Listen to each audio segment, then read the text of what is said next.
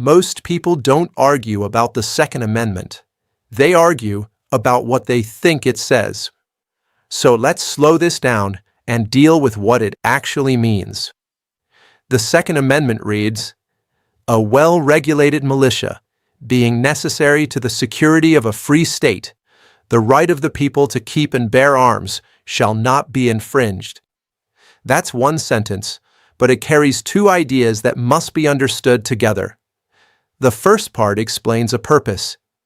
A well-regulated militia, being necessary to the security of a free state.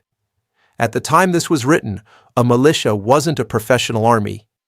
It was made up of ordinary citizens, people who could defend their community if needed.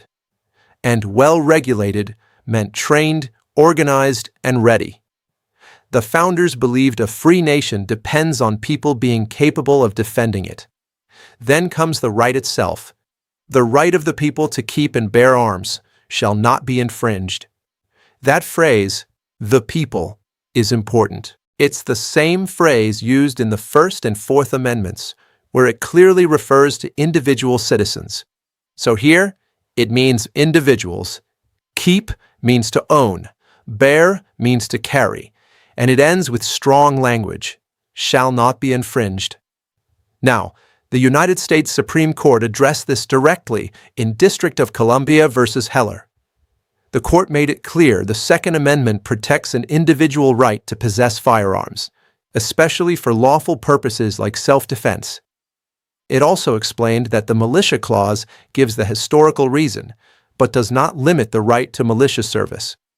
Then, in McDonald v. City of Chicago, the court confirmed this right applies to state and local governments as well. So where does that leave us? The Second Amendment protects an individual right to keep and bear arms. That right is rooted in the idea that a free people must be able to defend themselves and their nation. But like other rights, it is not unlimited. So the real answer isn't choosing one side or the other. It's understanding both. Because one part explains why the right exists, and the other protects that right. And before we debate it, we should understand it. So now the real question becomes, is this a right tied to a militia, or one that belongs to each individual? That's where the conversation begins.